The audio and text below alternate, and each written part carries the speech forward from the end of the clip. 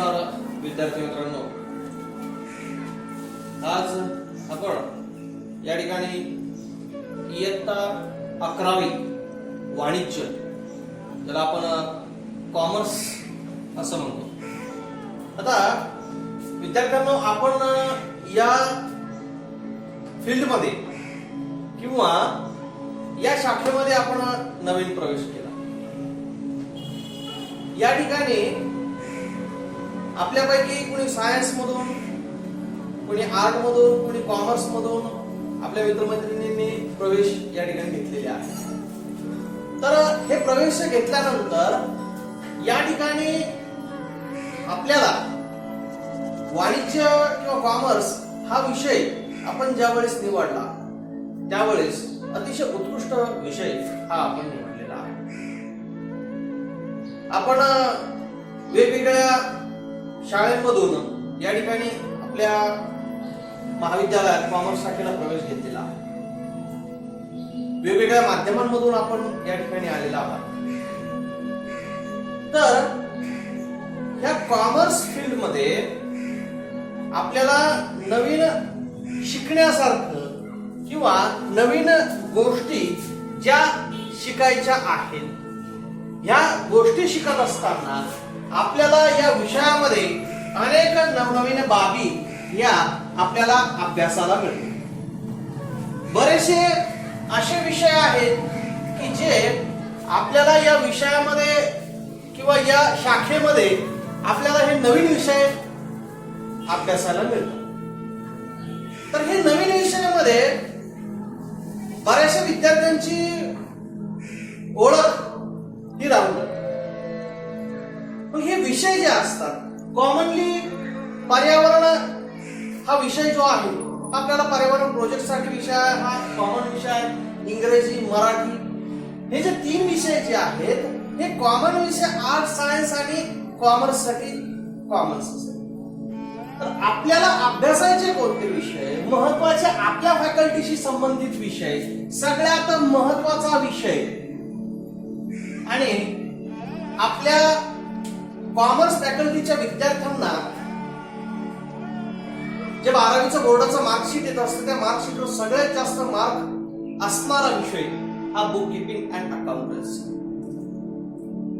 त्यानंतर दुसरा व्यापार संघटन, व्यापार किंवा वाणिज्य संघटन, ज्याला आपण ऑर्गनायझेशन ऑफ कॉमर्स म्हणतो. व्यापार कसे करायचे, व्यापारासंबंधी ज्या माहिती असतात, एकल व्यापारी असेल, भागीदारी व्यापारी असेल, संयुक्त भांडवली संस्था असेल, सहकारी संस्था असेल, म्हणजे बाजारपेठेमध्ये किंवा अर्थव्यवस्थेमध्ये व्यापारांचे कोणकोणते प्रकार आहे आणि ते कसे कसे केले जातात हे या व्यापार वाणिज्य संघटनेमध्ये आपल्याला शिकतो. चिटणीसाची कार्यपद्धती, याला सेक्रेटरियल प्रॅक्टिस असं म्हणतो.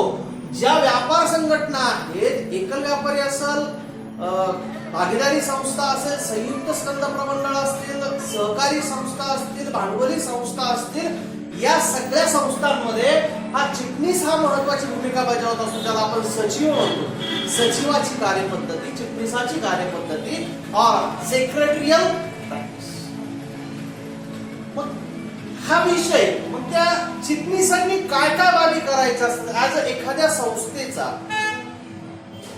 एखादी पतसंस्था असेल, एखादी सहकारी संस्था असेल किंवा एखादी व्यापार करणारी संस्था असेल, तर त्या संस्थेमध्ये चिटणीस हा असतो. आपण अनेक ठिकाणी गेल्यानंतर बँक, सहकारी बँका असेल, पतसंस्था असतील, सेवाभावी संस्था असेल, मंदिराची एखादी कार्यकारिणी मंडळ असेल, मंदिराचं संचालक मंडळ असेल, एखाद्या संस्थेचं संचालक मंडळ असेल, त्या संचालक मंडळामध्ये आपण नेहमी त्या पाट्या वाचतो. तर त्या संचालक मंडळाच्या पाट्या 10, 12, 15 संचालक असतात. त्याच्यामध्ये नंबर 1 ला असतो अध्यक्ष, नंबर 2 ला असतात उपाध्यक्ष आणि 3 नंबरला सचिव म्हणून लिहिलेलं असतं. तर ती सचिवाचं कामकाज काय काय आहे हे आपल्याला या विषयामध्ये शिकायचं.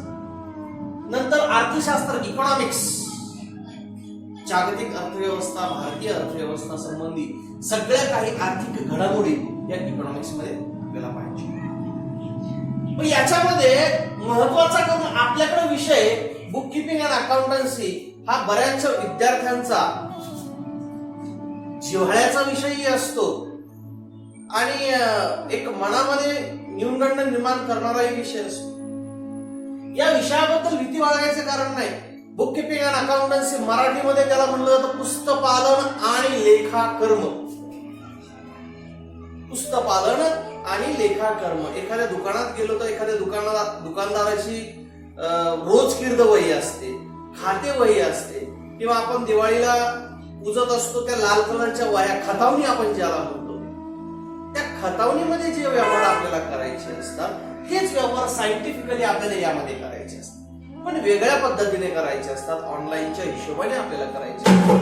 तर या सर्व विषयामध्ये पूर्ण बुककीपिंग अँड अकाउंटन्सी विषय आपल्याला शिकत असताना या ठिकाणी आपल्याला त्या विषयामध्ये संबंधित बाबी काय काय आहेत त्या आपल्याला अगोदर समजून घेणं गरजेचं असतं.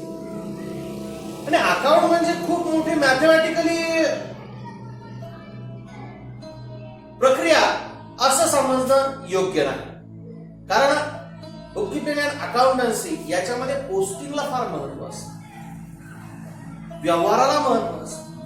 आपल्याला जर बुककीपिंग अँड अकाउंटन्सी शिकायचं तर आपल्याला मॅथमॅटिकली फक्त 4 बाबी किंवा ज्या 4 बैजिक क्रिया आहेत त्या 4 क्रिया आपल्याला फक्त येणं गरजेचं आहे. बाकीचं आपल्याला त्या ठिकाणी बऱ्याच विद्यार्थ्यांच्या अडचणी असतात. कोणाला भागाकार येतो, कोणाला गुणाकार येत नाही, कोणाला गुणाकार येतो, कोणाला भागाकार येत नाही, कोणाला वजाबाकी येत नाही. इन जनरली आपण 2-3 आकड्याच्या पुढे भागाकार केला की तिथं 4-5 आकड्याच्या पुढे भागाकार केला की आपल्याला तो जमत नाही. 4-5 आकड्याचा म्हणजे 387 भागिले 4 आपण समजा करू शकतो, पण 1783 भागिले 3 किंवा 1783 भागिले 11 की थोडी आपली जमलिंग होते. म्हणजे थोडासा आपल्या भागाकारामध्ये बरेचसे विद्यार्थी 10-20% विद्यार्थी हे त्यांना अडचण असते. परंतु त्यातूनही काही भीती बाळगायचं कारण आपण नाही. आपल्याला जनरली 4 बैजिक क्रिया गुणाकार, भागाकार, बेरीज, वजाबाकी ह्या 4 क्रिया आल्या, आपल्याला बुककीपिंग अँड अकाउंटन्सी हा विषय 100% आला म्हणून समजायचं. आणि आपण जर व्यवस्थित बुककीपिंग अँड अकाउंटन्सी व्यवस्थित जर विषय सोडवला तर 90 मार्काच्या पुढे 100 पैकी 100 ही यामध्ये पडतात. फक्त या 4 क्रिया येणं गरजेचं आहे. याच्यामध्ये व्यवहार कसे असतात, व्यवहाराच्या नोंदी कशा ठेवायच्या असतात. आपण एखादा दुकानदार आहोत असं आपण समजलं. दुकानदार आपण आहोत, सेलर आहोत, दुकानदार आहोत. आपण एखाद्या वस्तूला, एखादी व्यक्तीला एखादी वस्तू आपण विकली. ओके, एखादी वस्तू आपण एखाद्या व्यक्तीला विक्री केली किंवा ग्राहकाला विक्री केली, कस्टमरला विकली. त्याच्यामध्ये 2 प्रक्रिया घडल्या, बरोबर. आपण वस्तू विकली याच्यामध्ये 2 प्रक्रिया घडल्या. कोणकोणत्या 2 प्रक्रिया याच्यामध्ये आल्या? एक पहिली प्रक्रिया, आपल्याकडून वस्तू ग्राहकाकडे गेली, ही पहिली प्रक्रिया. आणि ग्राहकाकडून पैसे आपल्याकडे आले, ही दुसरी प्रक्रिया. ड्युअल ऍस्पेक्ट किंवा दुहेरी प्रक्रिया. आपल्याकडून वस्तू गेली आणि आपल्याला समोरच्याकडून पैसा आला. What is goes out, what is comes in. What is goes out than what is comes in. आपल्याकडून काय गेलं आणि आपल्याकडे काय आलं, एवढ्याच नोंदी आपल्याला 11वीला शिकायचं. म्हणजे त्याच्यापेक्षा थोडस आपल्याला अजूनही शिकायचं आहे, पण मुख्यत्वे करून हा भाग आपल्याला शिकायचा. मग आपल्याकडून काय गेलं, आपल्याकडे काय आलं, किंवा आपल्याकडून एखादं नुकसान झालं. व्यवहारामध्ये फायदा तोटा दोन्ही बाबी घडत असतात.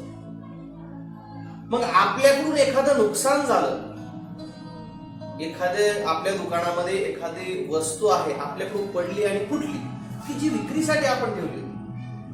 समजा काचेचे ग्लास आपल्या दुकानात आहे विक्रीसाठी, आपल्याकडून तो बॉक्स खाली पडला आणि तो फुटला. ओके, आपलं नुकसान झालं. तो बॉक्स होता आपला, समजा 1,000 रुपयाचा बॉक्स होता, काहीतरी काढता काढता आपल्याकडून पडला आणि तो बॉक्स फुटला.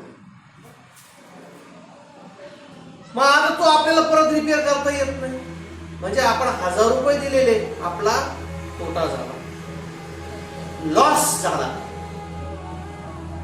मग लॉस झाल्यानंतर आपण काय करायचं, प्रॉफिट झाल्यानंतर आपण काय करायचं. आपल्याकडे पैसे आले, आपल्याकडून पैसे गेले, आपण बँकेत पैसे भरले. आस्पेक्ट कशा होतात बघा, दुहेरी प्रक्रिया कशी होते. आपण बँकेत गेलो, कॅशियरला पैसे दिले, 10,000 रुपये दिले, बँकेने ते पैसे घेतले, मग आपल्याकडून पैसे गेले ना, बरोबर. Credit what goes out, sorry what goes out, cash goes out. आपण बँकेत पैसे भरले, cash is a goes out. Okay, but पैसे गेले म्हणजे खर्च झाले नाही, पैसे गेले म्हणजे चोरीला गेले नाही, पैसे गेले म्हणजे तोटा झाला नाही. आपण कुठं भरले, बँकेमध्ये आपल्या खात्यावर भरले. What goes out, cash is goes out. But पैसे गेल्यानंतर कुठे येणार, ते आपल्या खात्यावर जमा होणार. आपल्याकडून पैसे गेले आणि पुन्हा ते आपल्याच खात्यामध्ये आले. हे बँकेसंबंधीचे व्यवहार असतात. हे बेसिकली, एकदम बेसिकली तुम्हाला सांगतो. आणि या प्रकरणांमध्ये आपल्याला अशी कुठल्याही प्रकारची भीती बाळगायचं कारण या ठिकाणी. महत्वाचं करून आपण म्हणतो की माझं इंग्रजी थोडंसं कच्चं आहे, गणित थोडंसं कच्चं आहे, काळजी करू नका. जनरली एक 2-3 महिने किंवा अकाउंट शिकत असताना आपल्याला थोडीफार अडचण येते की बरेचसे शब्द इंग्रजी असेल, परचेस असेल, डेटर्स असेल, क्रेडिटर असेल, डिबेंचर असेल, लोन असेल, अशा अनेक शब्द, इंटरेस्ट असेल, डिस्काउंट असेल, डिव्हिडंड असेल, असे अनेक शब्द आहेत की जे आपल्या दैनंदिन व्यवहारामध्ये, दैनंदिन शिक्षणामध्ये आपल्याकडं आले नाही किंवा आपल्याला ऐकायला मिळाले नाही. तर ते शब्दही आपण त्या ठिकाणी शब्दांचे अर्थही आपण बघणार आहोत. मग ह्या सगळ्या बाबी बघत असताना book keeping and accountancy, book पुस्तक, टू कीप ठेवणे आपण असं म्हणतो, बुक कीपिंग पुस्तक पालन. एखादी गोष्ट ठेवली आपण एखादा कुत्रा आपल्याकडे पाळायला ठेवला, कीप अ डॉग. तसं कीप म्हणजे ठेवणे, पालन करणे. बुक पुस्तक, कीपिंग पालन करणे, ठेवणे, अँड अकाउंटन्सी आणि लेखा कर्म. दररोज रोजकिर्द व्यवहाराची नोंद आपण त्याच्यामध्ये ठेवतो. पुस्तपालन, जी काही आपली खतावणी आहे ती सांभाळून ठेवणं म्हणजे पुस्तपालन, आणि त्याच्यामध्ये नोंदी करणं म्हणजे अकाउंटन्सी. मग या पुस्तपालन आणि लेखाकर्मामध्ये आपण जर पुस्तक घेतलेलं असेल तर त्या ठिकाणी आपण थोडस पुस्तक मोठं असल्या कारणाने थोडीशी जास्त घेतो, ही घ्यायची नाही. Introduction of bookkeeping and accountancy हे आपलं पहिलं प्रकरण आहे.